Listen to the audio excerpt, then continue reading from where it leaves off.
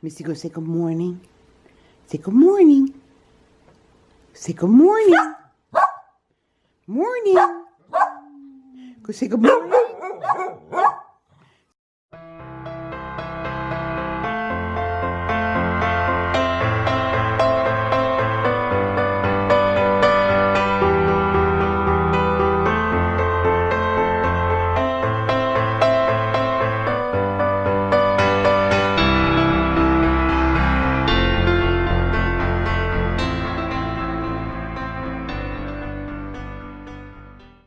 Good morning. It's Wednesday. It's the middle of the week. Yes, it is. And we got a little bit of snow last night.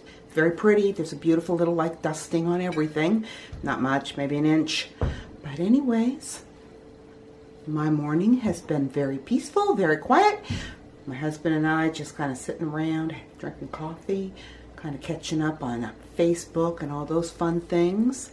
And right now, actually, he's in the room because he needs to make a couple phone calls, and then he's going to be scooting out to visit a couple that goes to our church. So I'm not really sure what we're going to do today. It's kind of just going on what he needs to do. But other than that, I think I need to brush my dogs. Yeah. Got all that vacuuming done the other day, and I just am picking up dog hair, clumps of dog hair. So I think I'm going to sit down while he's gone and just thoroughly brush my two girls. Luckily, the little guy, he doesn't really need brushed. But anyways, I hope you have a good day, and I'll talk to you after a little bit. I went online today, and I decided I was going to do a little bit of research in order to make some all-purpose household cleaner. And the reason why I wanted to make my own is because I want it for the floor, like I told you, for the dogs where they come in.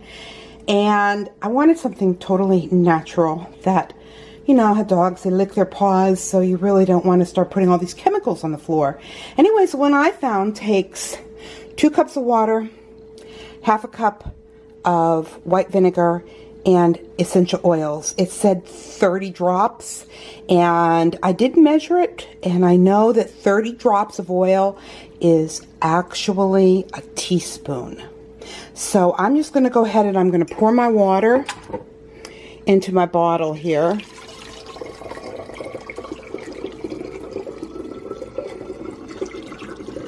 Forgive me, I'm just holding this camera. And then my white vinegar,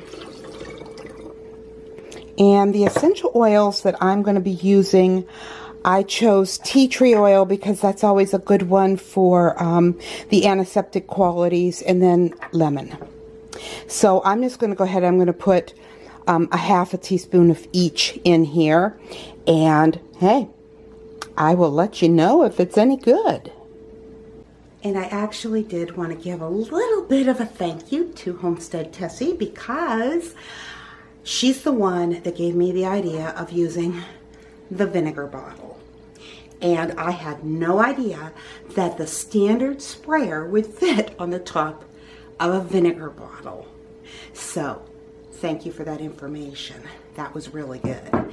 And I just thought that maybe that would be of interest to you. Talk to you in a bit. I had a request that I would show those 2 new shirts that I got yesterday a little bit more closely so you could see the detail. And actually, this one at the neckline has like these little chains.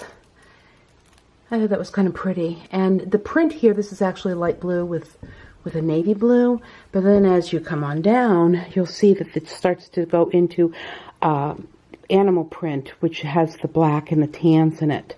So, and the sleeves are kind of, they're much more sheer than, sorry about that, they're much more sheer than the actual shirt is. You can't see through it all, but the sleeves you can. So anyways, that's the one shirt. And this is the next shirt. This one is a bit of a longer, I think it's what they would consider more like a tunic maybe, but it has like, I guess, how should I say, a fuller type of bottom to it where it's flared. It's a bit more flared at the bottom.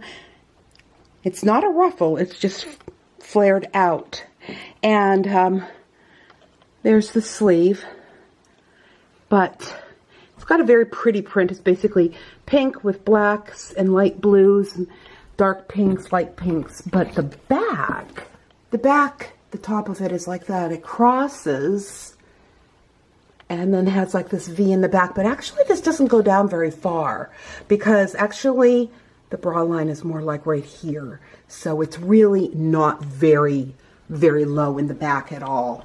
But I just like the way it flared. I liked its extra length. I just thought that it gave it a little bit of more of a dressy look. But anyways, those were the two shirts that I got.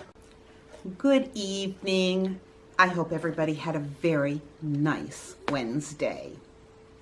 Tonight, I want to read to you Matthew 8, verse 26. But he said to them, "Why are you fearful? Oh, you of little faith?" Then he arose and rebuked the winds and the sea, and there was a great calm. You know, in the previous verses to this, his disciples had followed him and went into a boat, and they had sailed out into the Sea of Galilee, and a storm developed. And the boat was being bombarded with waves, just crashing down on this boat. But Jesus, he was asleep. And his disciples went to him. They woke him up, asking him to save them because they believed that they were going to die. You know, throughout our life, there will be times that we will enjoy blue skies. But there will also be times that dark clouds will come. I'm sure, as most of us already know, we cannot avoid the storms in our lives. That in reality, each of us are always going to face times of uncertainty.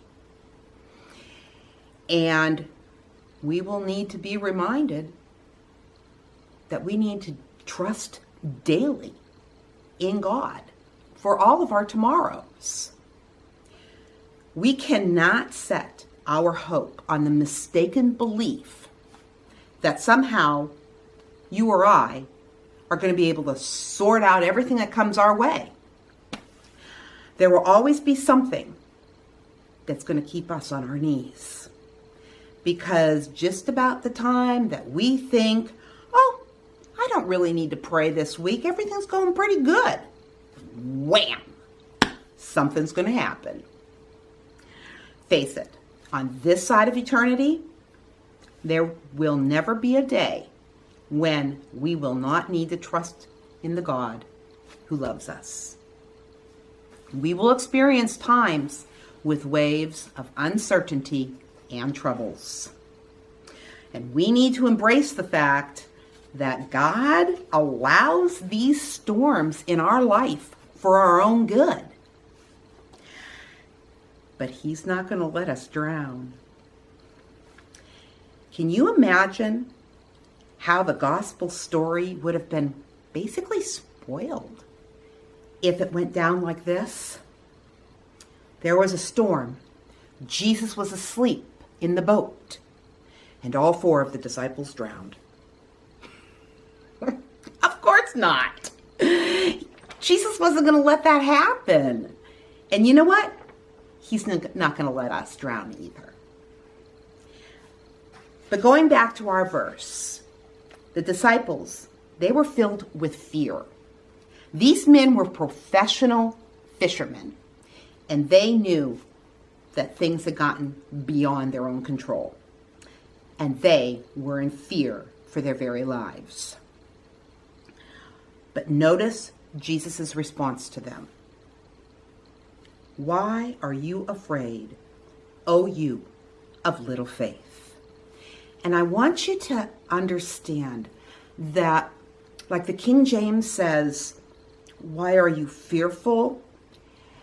But A better translation in some of the more modern ones really is the word afraid. It helps us to understand it better in our modern English, afraid. Because these men were afraid. They weren't just kind of fearful, they were afraid.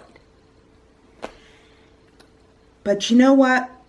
In my imagination, I see Jesus smiling when he says that.